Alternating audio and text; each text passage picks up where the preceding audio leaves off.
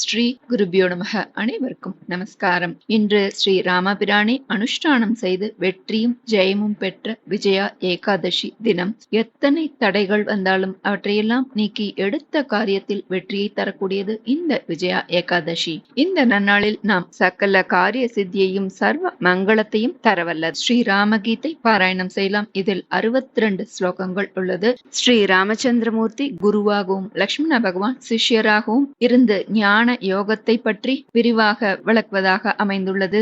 இது அத்தியாத்ம ராமாயணத்தில் உத்தரகாண்டத்தில் சிவபெருமானுக்கும் பார்வதி தேவிக்கும் நடந்த சம்வாதமாக இது அமைந்துள்ளது. நம்ம இப்போ ஸ்லோகத்தை பார்க்கலாம். ஸ்ரீ ராமகீதா. ஸ்ரீ மகாதேவ உவாச்ச ததோ ஜகன்மங்களமங்களாத்மனா விதாய ராமாயண கீர்த்திமுத்தமாம் சசார பூர்வாச்சரிதம் ரகுத்தமோ ராஜர்ஷிவர்யைரபிசேவிதம் யதா சௌமித்ரிணா பிருஷ்ட உதார புத்தினா ராமः கதாः प्राह पुरातनी शुभा राज्ञः प्रमत्तस्य नृगस्य शापतो द्विजस्य तिर्यक्त्वमताह राघवः कदाचिदेकान्त उपस्थितं प्रभुं रामं रमालालितपादपङ्कजं सौमित्रिरासादितशुद्धभावनः प्रणम्य भक्त्या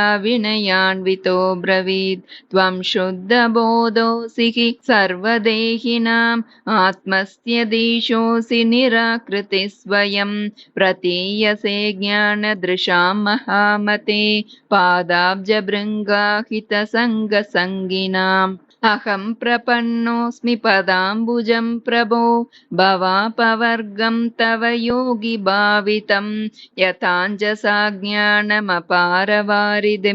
सुखं तरिष्यामि तथानुषादि माम् श्रुत्वा स सौमित्रवचोऽखिलं तदा प्राह प्रपन्नार्तिहरः प्रसन्नदीः विज्ञानमज्ञानतमः प्रशान्तये श्रुतिप्रपन्नं क्षितिपालभूषणः.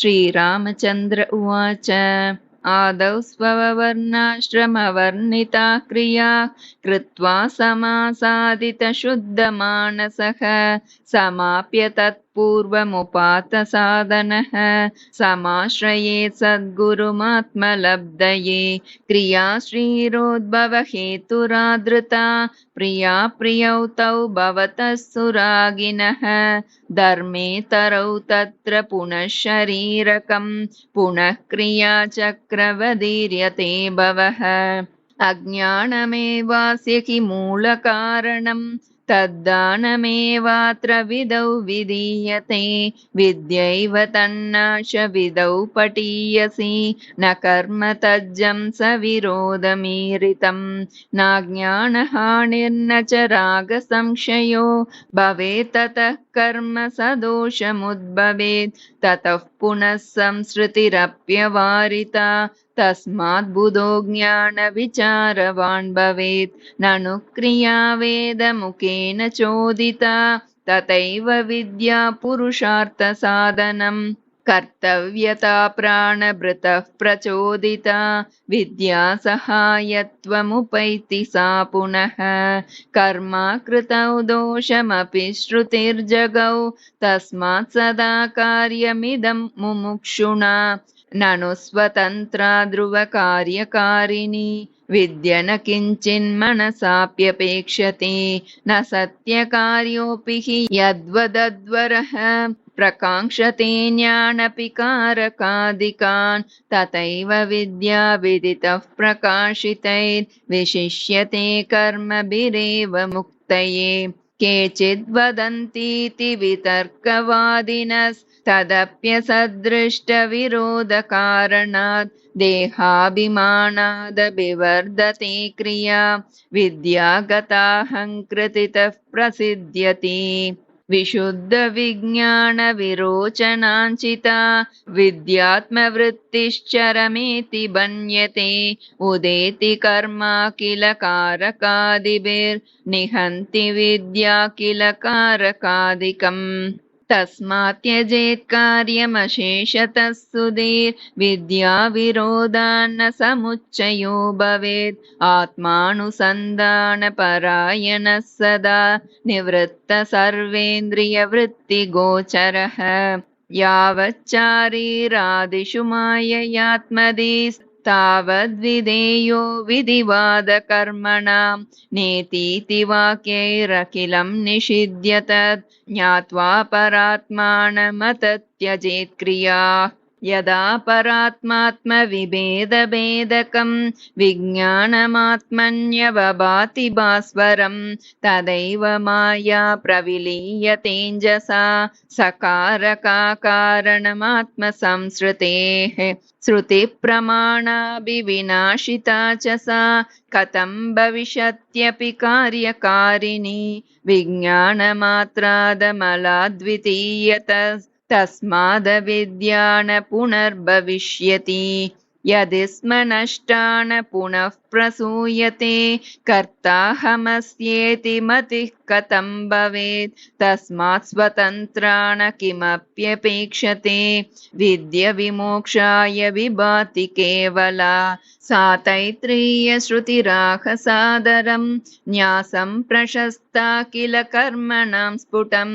एतावदित्याह च वाजिनां श्रुतिर्ज्ञानं विमोक्षाय न कर्म साधनम्। विद्यासमत्वेन तु दर्शितस्त्वया क्रतुर्न दृष्टान्त उदाहृतः समः।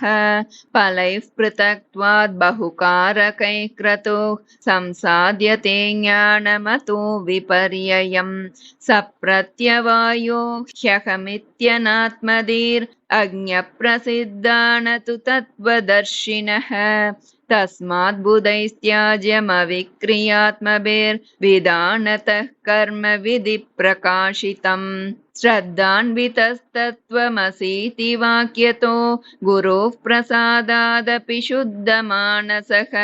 विज्ञाय चैकात्म्यमतात्मजीवयोः सुखी भवेन्मेरुरिवा प्रकम्पनः। आदौ पदार्थावगतिर्हि कारणं वाक्यार्थविज्ञानविधौ विधानतः। तत्त्वं पदार्थौ परमात्मजीवका वसीति चैकात्म्यमतानयोर्भवेत्। प्रत्यक् परोक्षादिविरोधमात्मनोर्विहाय सङ्गृह्य तयोश्चिदात्मतां संशोधितां लक्षणया च लक्षितां ज्ञात्वा स्वमात्मानमताद्वयो भवेत्। एकात्मकत्वा जहति न संभवेत् तथा जहल्लक्षणता विरोधतः। सोऽयं पदार्थाविभागलक्षणा युज्येत तत्त्वं पदयोरदोषतः। रसादिपञ्चीकृतभूतसम्भवम् भोगालयं दुःखसुखादिकर्मणां शरीरमाद्यन्तवदादिकर्मजं मायामयं स्थूलमुपाधिमात्मनः। सूक्ष्मं मनोबुद्धिदशेन्द्रियैर्युतं प्राणैरपञ्चीकृतभूतसम्भवं भोक्तुः सुखादेरनुसाधनं भवेत् शरीरमन्यद्विदुरात्मनो बुधाः।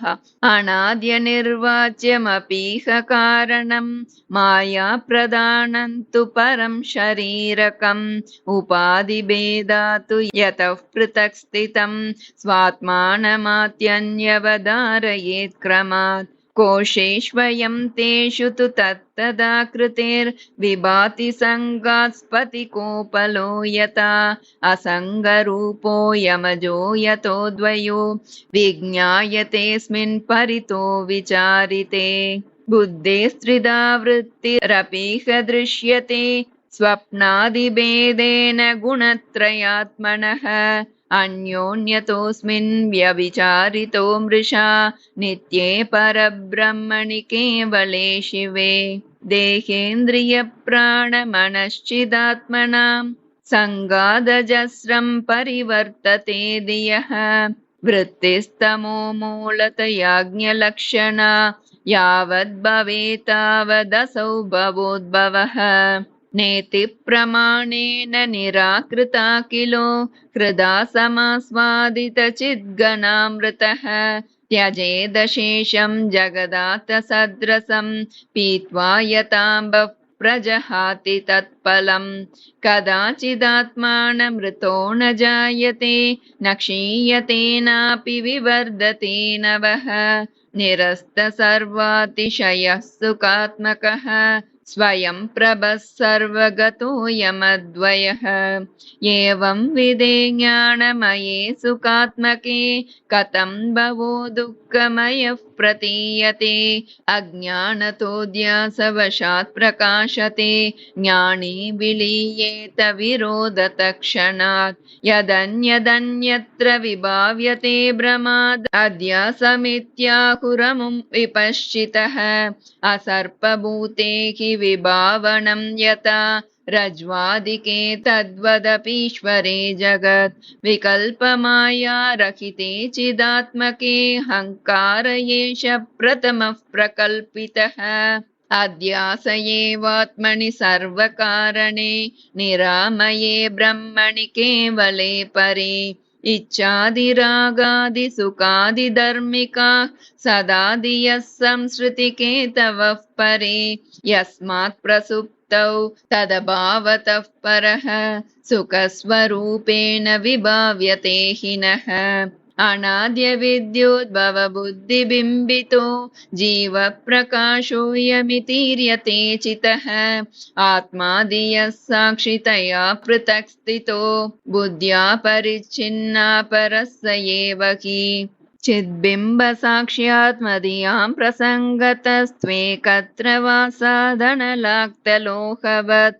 अन्योन्यमध्यासवशात् प्रतीयते जडा जडत्वं च चिदात्मचेतसो गुरोः सकाशादपि वेदवाक्यतः सञ्जातविद्यानुभवो निरीक्ष्यतम् स्वात्मानमात्मस्थमुपाधिवर्जितं त्यजेदशेषं जडमात्मगोचरं प्रकाशरूपोऽहमजोऽहमद्वयो असकृद्विभातोऽहमतीव निर्मलः विशुद्धविज्ञानगणो निरामयः सम्पूर्ण आनन्दमयोऽहमक्रियः सदैव मुक्तोऽहमचिन्त्य शक्तिमान् अतीन्द्रियज्ञानमविक्रियात्मकः अनन्तपारोऽहमहर्निशम्बुधैर्विभावितोऽहं हृदि वेदवादिभिः एवं सदात्मानमखण्डितात्मना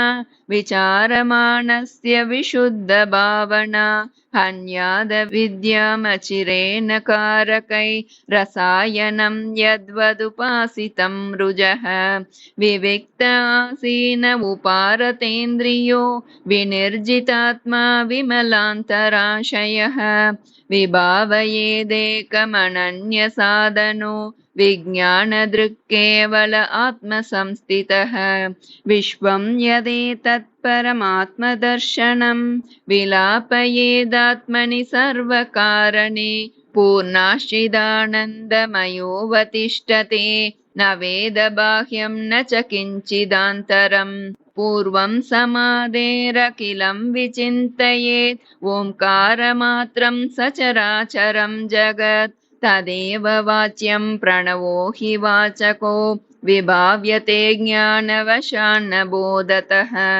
अकारसंज्ञः पुरुषो हि विश्वको ह्युकारकस्तैजसैर्यते क्रमात् प्राज्ञो मकारः परिपट्यते किलै समाधिपूर्वन्न तु तत्त्वतो भवेत् विश्वं त्वकारं पुरुषं विलापयेदुकारमध्ये बहुधा व्यवस्थितं ततो मकारे प्रविलाप्य तैजसं द्वितीयवर्णं प्रणवस्य चान्तिमे मकारमप्यात्मनि चिद्गणे परे विलापयेत् प्राज्ञमपीह कारणं सोऽहं परं ब्रह्म सदा विमुक्तिमद्विज्ञानदृङ्मुक्त उपादितो मल एवं सदा जात परात्मभावनः स्वानन्दतुष्टः परिविस्मृता किल आस्ते स नित्यात्मसुखप्रकाशकः साक्षाद्विमुक्तो चलवारिसिन्धुवत्। एवं सदाभ्यस्तसमाधियोगिनो निवृत्तसर्वेन्द्रियगोचरस्य हि विनिर्जिताशेषरिपोरहं सदा दृश्यो भवेयं जितशङ्गुणात्मनः। ध्यात्वैवमात्मानमहर्निशं मुनिस्तिष्ठेत् सदा मुक्तसमस्तबन्धनः। प्रारब्धमश्रन्नभिमानवर्जितो मय्येव साक्षात् प्रविलीयते ततः। आदौ च मध्ये च तथैव चान्ततो भवं विदित्वा भयशोककारणं हित्वा समस्तं विधिवादचोदितं भयेत् स्वमात्मानमताखिलात्मनाम् आत्मन्यभेदेन विभावयन्निदं भवत्यभेदेन मयात्मना तदा। यथा जलं वारिनिधौ यथापयः क्षीरे वियद्व्योम्यनिले यथानिलः। इत्थं यदीक्षेत हि लोकसंस्थितो जगन्मृषैवेति विभावयन्मुनिः निराकृतत्वात् श्रुतियुक्तिमानतो यतेन्दुभेदो दिशि दिग्भ्रमादयः। यावन्न पश्येदखिलं मदात्मकं तावन्मदाराधन तत्परो भवेत्। श्रद्धालुरत्यूर्जितभक्तिलक्षणो यस्तस्य दृश्योऽहमहर्निशं हृदि। रहस्यमेतच्छ्रुतिसारसङ्ग्रहं मया विनिश्चित्य तवोदितं प्रिय। यस्त्वेतदालोचयतेह बुद्धिमान् समुच्यते पातकराशिभिक्षणात्। भ्रातर्यदीदं परिदृश्यते जगन्मायैव सर्वं परिहृत्य चेतसा मद्भावनाभावितशुद्धमानसः सुखी भवानन्दमयो निरामयः। यः सेवते मामगुणं गुणात् परं हृदा कदा वा यदि वा गुणात्मकं सोऽहं स्वपादाञ्चितरेणुभिस्पृशन् पुनाति लोकत्रितयं यथा रविः। विज्ञानमेतदखिलं श्रुतिसारमेकं वेदान्तवेदचरणेन मयैव गीतं। यः श्रद्धया परिपठेत् गुरुभक्तियुक्तो मद्रूपमेति यदि मद्वचनेषु भक्तिः। इति श्रीमदध्यात्मरामायणे श्री उमामहेश्वर संवादे उत्तरकाण्डे श्रीरामगीता सम्पूर्णम्। श्रीगुरुभ्यो नमः। हरिः ओम्।